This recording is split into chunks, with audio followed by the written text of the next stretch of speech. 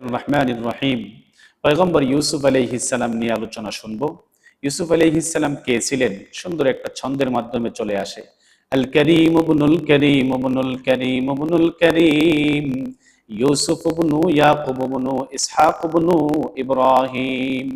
হযরতে ইসহাক আলাইহিস সালামের ছেলে ইয়াকুব, ইয়াকুব আলাইহিস সালামের ছেলে ছিলেন পয়গম্বর ইউসুফ আলাইহিস সালাম। ওনার মায়ের নাম ছিল রাহিল বিনতে লাবান।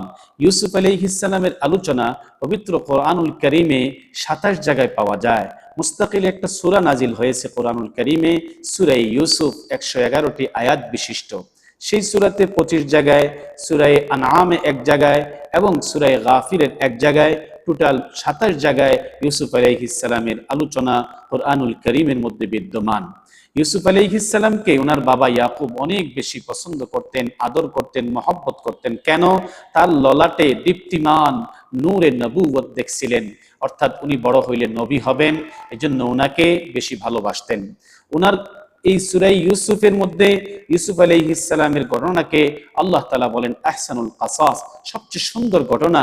আল্লাহ যেহেতু বললেন সুন্দর ঘটনা, তাহলে নিশ্চয়ই কত না সুন্দর, কত না শিক্ষণীয় সেই সূরাতে ইউসুফ আলাইহিস সালামের জীবনে পাওয়া যায়। ইউসুফ আলাইহিস সালাম ছোট্টবেলায় স্বপ্ন দেখেছিলেন ১১টি তারকা চন্দ্র সূর্য ওনাকে সেজদা করতেছেন। সেই স্বপ্নের ব্যাখ্যা আল্লাহ পাক একসময় বাস্তবায়ন করেছেন। কিছুদিন পরেই হিংসার কারণে ভাইয়েরা ওনাকে হত্যা করতে গিয়ে কেনানের কূপে নিক্ষেপ করে দেন। পরবর্তীতে আবার দাসত্বের গোলাম বা দাসত্ব হিসাবে ওনাকে বিক্রি করে দেন। উনি মিশরের বাজারে গোলাম হিসাবে বিক্রি হয়ে যান। তাফসীরের মধ্যে পাওয়া যায় বিথামানিন বাখসিন, অল্প মূল্যে, অর্থাৎ কেউ বলেন ২০ দিনারে, আবার কেউ বলেন ওনার ওজন পরিমাণ রেশম অথবা ওজন পরিমাণ মেশক, আবার কেউ বলেন ওজন পরিমাণ রৌপ্য দিয়ে ওনাকে বিক্রি করে দেওয়া হয়। ইউসুফ আলাইহিস সালামকে সবাই হত্যা করতে চেয়েছেন, আল্লাহ হেফাজত করছেন, কেউ মারতে পারেনি। ইউসুফ আলাইহিস সালামকে আল্লাহ চাইছেন, তো মিশরের গোলামকে আল্লাহ তাআলা মিশরের বাদশা বানিয়েছেন।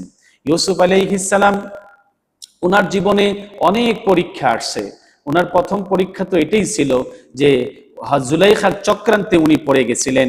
জুলাইখা ওনাকে ভালোবেসে অবৈধ কাজে লিপ্ত করার জন্য যে ষড়যন্ত্র করেছিল, ইউসুফ আলাইহিস সালাম আল্লাহর ভয় থাকার কারণে, আল্লাহর হেফাজত থাকার কারণে, আল্লাহর কুদরতির সাহায্যে দরজাগুলো, তালাগুলো চাবি ছাড়া খুলে আল্লাহ তাআলা ইউসুফ আলাইহিস সালামকে হেফাজত করেছেন।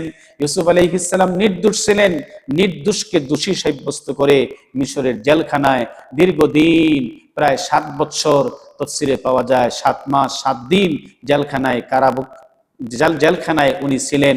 সেই জেলখানায় থাকা অবস্থায় বিভিন্ন স্বপ্নের ব্যাখ্যা উনি বলতেন, করতেন, সেই জ্ঞান আল্লাহ উনাকে দিয়েছিলেন। যাক, শেষ পর্যন্ত নির্দোষ সাব্যস্ত হয়ে পয়গম্বর ইউসুফ আলাইহিস সালাম জেলখানা থেকে বের হয়ে আসেন এবং উনাকে গুরুত্বপূর্ণ পদ, দেশের প্রধানমন্ত্রীর পদ দেওয়া হয়েছিল। উনি সেই দায়িত্ব নেননি।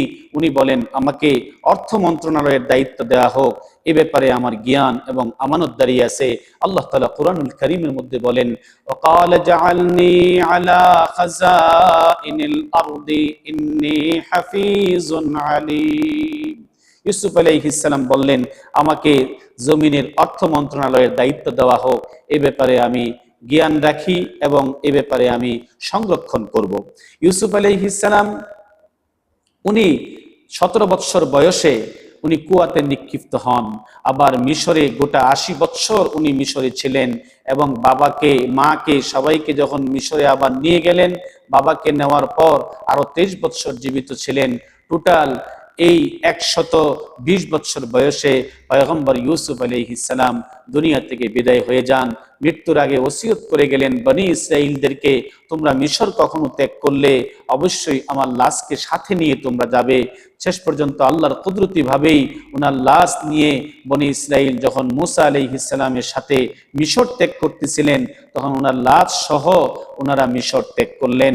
শেষ পর্যন্ত ফিলিস্তিনের নাবলুস শহরের বালতা নামক গ্রামে পয়গম্বর ইউসুফ আলাইহিস সালামকে দাফন করা হয়। আল্লাহ তাআলা আমাদেরকে ধারাবাহিকভাবে নবীদের জীবনী নিয়ে আলোচনা করার তৌফিক দান করুন।